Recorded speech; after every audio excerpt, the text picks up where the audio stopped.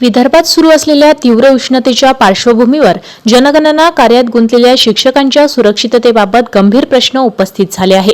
अमरावती जिल्ह्यातील वरुड तालुक्यातील करजगाव येथील जनगणना ड्युटीवर असताना शिक्षक प्रदीप गणोरकर यांचे हृदयविकाराच्या झटक्याने निधन झाले.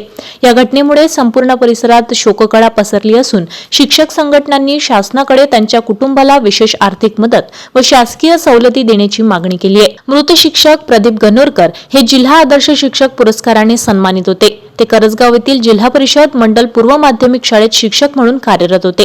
राष्ट्रीय जनगणना मोहिमेअंतर्गत त्यांच्यावर प्रगणक म्हणून जबाबदारी सोपवण्यात आली होती. सध्या वरुड तालुक्यासह संपूर्ण विदर्भात तापमान 45°C आसपास पोहोचले असून अशा परिस्थितीत घराघरात जाऊन जनगणना करणे शिक्षकांसाठी मोठे आव्हान ठरत आहे. माहितीनुसार गणोरकर यांनी एक दिवस आधीही जनगणना कार्य केले. शनिवारी सकाळी सुमारे 7 वाजता ते पुन्हा आपली ड्युटी बजावण्यासाठी घराबाहेर पडले. मात्र कामावर जात असताना त्यांना अचानक अस्वस्थ वाटू लागले. प्रकृती खालावल्याने ते गावाकडे परतले आणि उपचारासाठी एक खासगी रुग्णालयात दाखल झाले. डॉक्टरांनी त्यांना वाचवण्याचे प्रयत्न केले, परंतु त्यांना आलेल्या तीव्र हृदयविकाराच्या झटक्याने त्यांचे निधन झाले. प्रदीप गणोरकर हे त्यांच्या कुटुंबियातील एकमेव कमावते सदस्य होते. त्यांच्या आकस्मिक निधनामुळे कुटुंबावर दुःखाचा डोंगर कोसळला आहे. शिक्षण क्षेत्रातही या घटनेमुळे हळहळ व्यक्त होत असून सहकारी शिक्षक, विद्यार्थी व ग्रामस्थांनी त्यांना समर्पित, कर्तव्यदक्ष आणि समाजभिमुख शिक्षक म्हणून श्रद्धांजली वाहिली आहे. घटनेनंतर विविध शिक्षक संघटनांनी एकत्र येत वरुड तहसील कार्यालयात तहसीलदारांच्या नावे निवेदन सादर केले.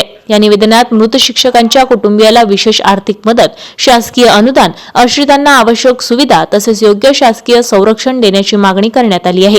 याशिवाय भीषण उष्णतेच्या काळात शिक्षकांकडून घेतल्या जाणाऱ्या मैदानी कामांचा पुनर्विचार करून त्यांच्या आरोग्य व सुरक्षिततेसाठी विशेष उपाययोजना करण्याची मागणीही करण्यात आली आहे.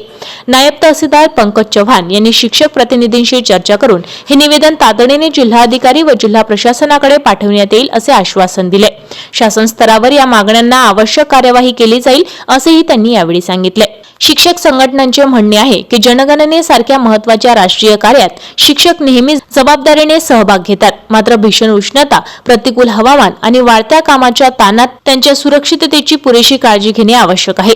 प्रदीप गणोरकर यांच्या निधनाला ड्युटी दरम्यान झालेला मृत्यू म्हणून मान्यता देऊन त्यांच्या कुटुंबियांना विशेष अनुग्रह सहाय्य देण्यात यावे अशी मागणी संघटनांनी केली आहे. निवेदन सादर करताना प्रकाश विंचुरकर, महेश्वर पवार, संजय बेले, विजय खोडसकर, संजय कुंभारे, नंदकिशोर पाटील, रंजन कुमार राठोड, विलास टाकरखेडे, राजेंद्र बांबाल, चंद्रकांत धार्मिक, जगदीश वानखडे, नरेश देऊडकर, प्रभाकर टाकरखेडे, दीपेश वानखडे, किशोर भडांगे, संजय घोरपडे, रमेश सहारे, अमोल खासबागे, श्रीकांत खटाळे, शैलेश श्रीराव, गजानन चेपटे यांच्यासह मोठ्या संख्येने शिक्षक संघटनांचे पदाधिकारी उपस्थित होते. ही घटना केवळ एका शिक्षकांच्या मृत्यूपुरती मर्यादित नसून ती भीषण उष्णतेत सरकारी कर्मचाऱ्यांकडून घेतल्या जाणाऱ्या मैदानी कामांच्या सुरक्षिततेवर गंभीर चिंतन करण्याची गरज अधोरेखित करते.